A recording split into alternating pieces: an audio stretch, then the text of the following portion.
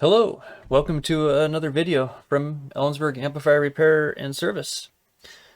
And today we have a power supply board that I am rebuilding from a Crescendo 8K. And there's just a few items that I wanted to go over to really just help the repair process. Frustration, I should say. How many times, hold on.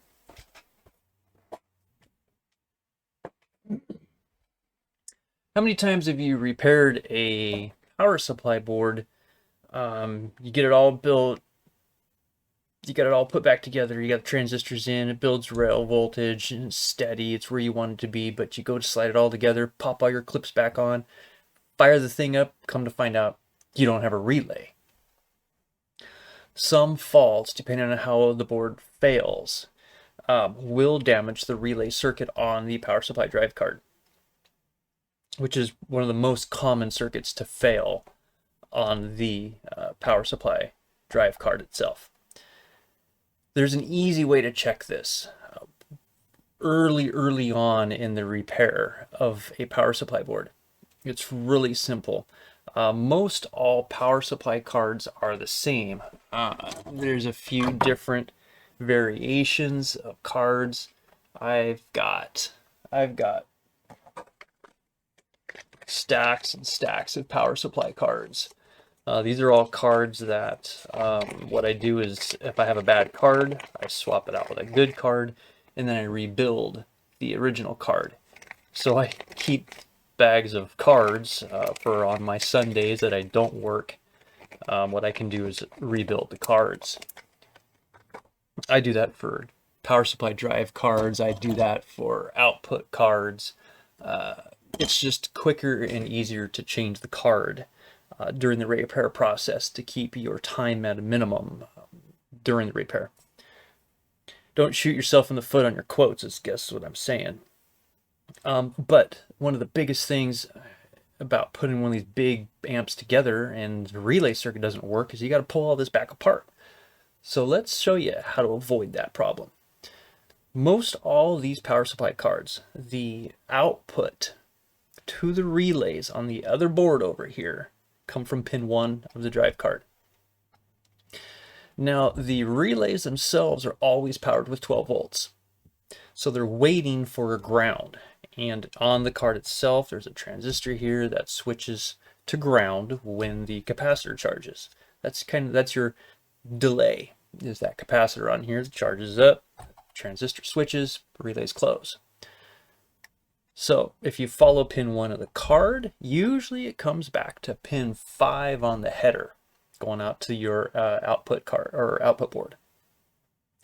And what I do is I just have a little wire here. This is just your typical average everyday wires for breadboards. I have a little assortment here that I use for different applications. But I just have a single little wire plugged into pin 5 over here on the middle header. And I've got my voltmeter here. And again, remember that relays are always powered with 12 volts. So your positive meter will go on your 12 volts. And your negative will be on pin 5. Because remember, the relays are waiting for the negative to close. Kind of like what automobiles do. Everything's all negative switched. So the power of my 10 amp power supply is on.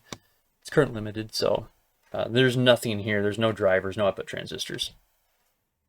And what I'm going to do is I'm just going to power up the power supply. My primary goal right now is just to make sure that my relay circuit is functional. So power's on, meters hooked up to my positive 12 volts, and negative is to the pin 5 of the center header. So I'm just going to power up the power supply, and you'll see that it clicks up to 12.4 volts. And there's your delay. You can count your delay. So 1, 2, 3, 4, It's about 4 seconds, and that's about average for most all of these power supplies, is between 4 to 5 seconds before that kicks in. Now, if you power this up and you don't see that go up to 12 volts, then you know you have to repair your power supply card. And let me show you what typically fails on the power supply card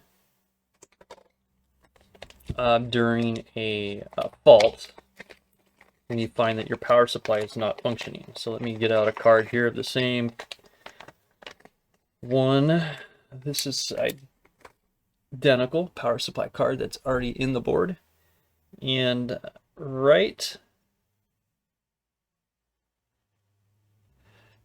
let's see here. Can I get you close in here? Let me get the camera down here. Let's take a ride. All right. So let me get the glare off. Will this thing focus? Gotta love the autofocus. There we are. Well, kinda. Maybe not. Don't worry, guys. I'm not a camera pro. Never have been. Let me see if I can. Okay. This transistor right here. This is the one that if there's an issue with the relay, that's the one I would change right there. Sorry, it's not in focus. I could take it off autofocus, but it wants to focus on the board down here. Your remote circuit itself, if you have an issue with that, is usually this transistor up here. So, but relay doesn't come on, I would change this DF right here, transistor. It's usually the one that I find is open. And on these cards here, you'll find that I've already pulled some of those DFs off to verify that that was the bad part.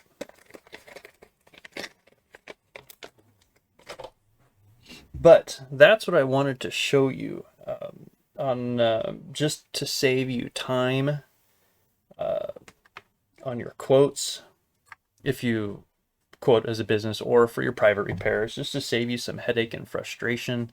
Pin 5 of the header, center header, to 12 volts positive.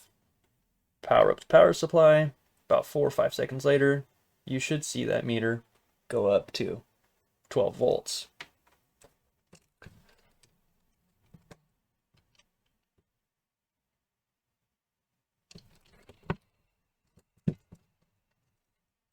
Let's see if I can get this situated back to normal here.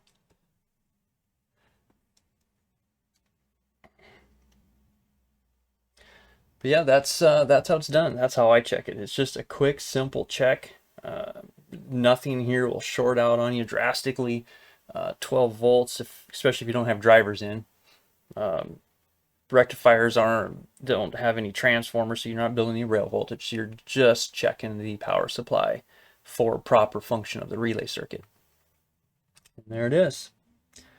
That's what we're looking for. So that tells me I'm good to go ahead and reinstall the drivers, check the gate drive, check my gate values, the dead time and the amplitude.